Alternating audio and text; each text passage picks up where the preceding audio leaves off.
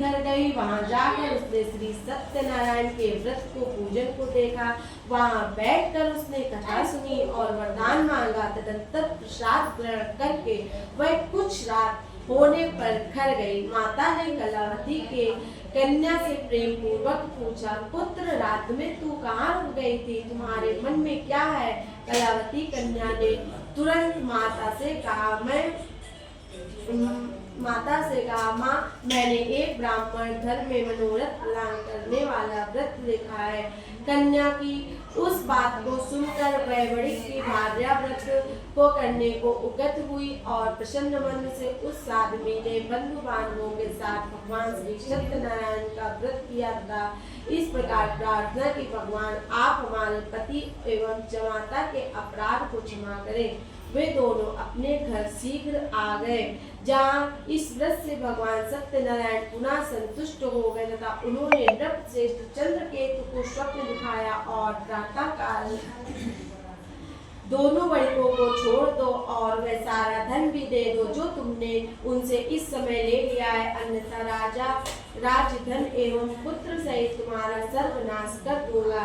राजा से स्वप्न में ऐसा कहकर भगवान सत्यनारायण अंतर्धान हो गए और इसके अनंतर प्रातःकाल राजा ने अपने सभासदों के साथ सभा के मध्य बैठकर अपना स्वप्न लोगों को बताया और कहा, दोनों बंदी पड़ित पुत्रों को शीघ्र ही मुक्त कर दो। राजा की ऐसी बात सुनकर वे राजपुरुष दोनों महाजनों को बंद युग मुक्त करके राजा के सामने लाकर विनय पूर्वक बोले, महाराज, बेड़ी बंधन से मुक्त करके दोनों बड़े पुत्र लाए गए। इसके बाद दोनों महाजन नृपश्रेष्ठ चंद्रकेतु को प्रणाम करके अपने पूर्ण प्रतापता का स्मरण करते हुए भय विह्वल हो गए और कुछ बोल न सके। राजा ने बड़े पुत्रों को देखकर आदर पूर्वक कहा, आप लोग प्रारब्धवश ये महान दुख प्राप्त हुआ है, इस समय अब कोई भय नहीं है। ऐसा कहकर उनकी बेड़ी खुलवाकर क्षौर कर्म आदि कराया। राजा ने वस्त्र अलंकार देकर उन दोनों बड़े पुत्रों को संतुष्ट किया तथा सामने बुलाकर वाणी द्वारा अत्यधिक आनंद किया। पहले जो धन लिया था उसे गुना करके दिया। तदनंतर राजा ने पुनः उनसे कहा, साधु, अब आप अपने घर को जाएं। राजा को प्रणाम करके आपकी कृपा से हम जा रहे हैं। ऐसा कहकर उन दोनों महावैश्यों ने अपने घर की ओर प्रस्थान किया। बोलो सत्यनारायण भगवान की।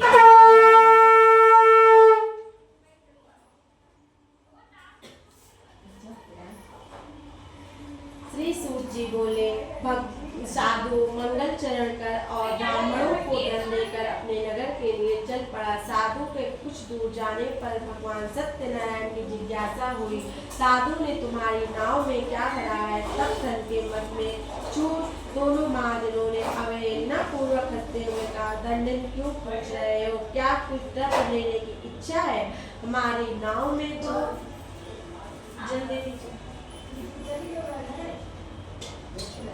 हमारी नाव में तो लता और पत्ते आदि भरे हैं। ऐसी निष्ठुर वाणी सुनकर तुम्हारी बात सच हो जाए। ऐसा कहकर दंडी सन्यासी का रूप धारण किए हुए भगवान कुछ दूर जाकर समुद्र के समीप बैठ गए। दंडी के चले जाने पर नित्य क्रिया करने के पश्चात उतराई हुई नौका को देखकर साधु अत्यंत आश्चर्य में पड़ गया और नाव में लता और पत्ते आदि को देखकर मूर्छित हो पृथ्वी पर गिर पड़ा। सचेत होने पर बड़े पुत्र चिंतित हो गया। तब उसके दामाद ने इस प्रकार कहा, आप शोक क्यों करते हैं? दंडी ने साथ दे दिया है, इस स्थिति में वही सब कुछ कर सकते हैं, इसमें संशय नहीं है। अतः उन्हीं की शरण में हम चले, वही मन की इच्छा पूर्ण होगी। दामाद की बात सुनकर वह उनके पास गया और वहां दंडी को देखकर उसने भक्ति पूर्वक उन्हें प्रणाम किया तथा आदर पूर्वक कहने लगा, आपके सम्मुख मैंने जो कुछ कहा है, आप मेरे उस अपराध को क्षमा करें। ऐसा कहकर बारंबार प्रणाम करके वह महान शोक से आकुल हो गए। दंडी ने उसे रोता हुआ देख कर कहा, हे मूर्ख, रो मत, अभी मेरी बात सुनो। मेरी पूजा से उदासीन होने के कारण तथा मेरी आज्ञा से ही तुमने बारंबार दुख प्राप्त किया है। भगवान की ऐसी बात सुनकर उनकी स्तुति करने लगा।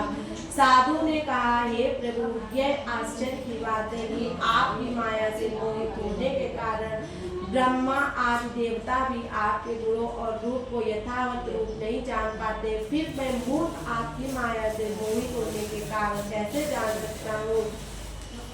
आप प्रसन्न हो, मैं अपनी धन संपत्ति के अनुसार आपकी पूजा करूंगा। मैं आपकी शरण में आया हूँ। मेरा जो पुराना धन था उसकी तथा मेरी रक्षा करेगी। भक्ति युक्त वाणी सुनकर भगवान जनार्दन संतुष्ट हो गए। भगवान हरि उसे अभिष्ट वर प्रदान करके वही ध्यान हो गए और उसके बाद वह साधु अपनी नौका में चला और उसे धन राशि से परिपूर्ण देकर भगवान सत्यदेव की कृपा से हमारा मनोरथ सफल हो गया। ऐसा कहकर स्वजनों के साथ उसने भगवान की विधिवत पूजा की। भगवान श्री सत्यनारायण की कृपा से वह आनंद से परिपूर्ण हो गया और नाव को प्रत्यय पूर्वक संभाल कर उसने अपने देश के लिए प्रस्थान किया। साधु ने अपने दामाद से कहा, वह देखो मेरी रतनपुरी नगरी दिखाई दे रही है। इसके बाद उसने अपने धन के रक्षक दूत को अपने आगमन का समाचार देने के लिए अपनी नगरी में भेजा और तत्पश्चात उस दूत ने नगर में जाकर साधु की भार्या को देखकर हाथ जोड़कर प्रणाम किया तथा उसके लिए अविष्ट बात कही। सेठ जी अपने दामाद तथा बंधु वर्गों के साथ बहुत सारे दंड धान्य से संपन्न होकर नगर के निकट पधार गए। दूत के मुख से ये बात सुनकर वह महान आनंद से वीर हो गए और उस आदमी ने श्री सत्यनारायण की पूजा करके अपने पुत्री से कहा, साधु दर्शन के लिए जा रही हूँ, तुम शीघ्र आओ। माता का ऐसा वचन सुनकर समाप्त कर अपने पति का दर्शन करने के लिए चल पड़ी। जिससे भगवान सत्यनारायण दुष्ट हो गया और उन्होंने उसके पति को तथा नौका को धन दे के धन के साथ हरण करके जल में डुबो दिया। इसके बाद कलावती कन्या अपने पति को न देख महान शोक से रुदन करती हुई पृथ्वी पर गिर पड़ी और नाव का आदर्शन तथा कन्या को अत्यंत दुखी देख भयभीत मान से, साधु ये क्या आश्चर्य हो गया। नाव का संचालन करने वाले भी सभी चिंतित हो गए। तदंतर वे लीलावती की कन्या को देखकर व्यग्र हो गए और अत्यंत दुख से विलाप करती हुई अपने पति से इस प्रकार बोली, अभी अभी नौका के साथ वह कैसे अनिश्चित हो गया। न जाने किस देवता की उपेक्षा से वे नौका हरण कर ली गई अथवा श्री सत्यनारायण का महात्म्य कौन जान सकता है। ऐसा कहकर वह स्वजनों के साथ विलाप करने लगी और कलावती कन्या को गोद में लेकर रोने लगी।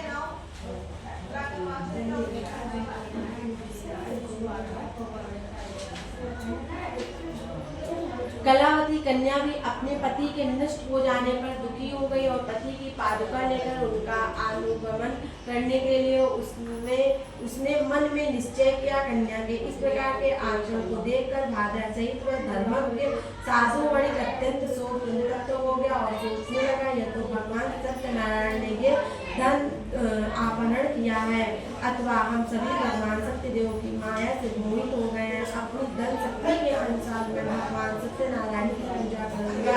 सभी को बुलाकर इस प्रकार कहकर उसने अपने मन की इच्छा प्रकट की और बारंबार भगवान सत्यदेव को दंडवत प्रणाम किया। इससे तीनों के परिपालक भगवान सत्यदेव प्रसन्न हो गए।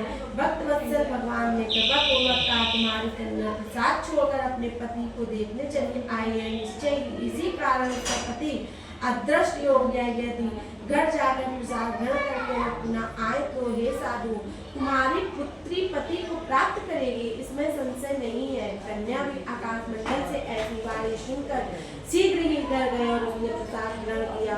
पुनः आकर स्वजनों तथा अपने पति को देखा तब कलावती कन्या ने अपने पिता से कहा, आप प्रकार चले विलंब क्यों कर रहे हैं। कन्या की बात सुनकर बड़ी पुत्र संतुष्ट हो गया और विधि-विधान से भगवान सत्यनारायण का पूजन करके धन तथा बंधु बांधवों के साथ अपने घर गया। तदंतर पूर्णिमा तथा संक्रांति पर्व पर भगवान सत्यनारायण का पूजन करते हुए इस लोक में सुख भोग कर अंत में वही सत्यपुर में चला गया। वो सत्यनारायण भगवान ने जय जय।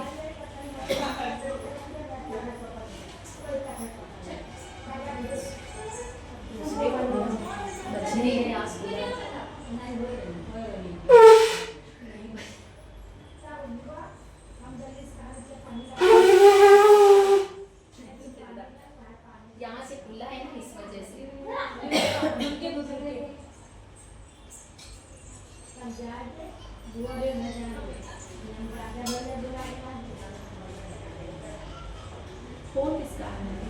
मैं कहूँ जल्दी बजेगा एक तो फिर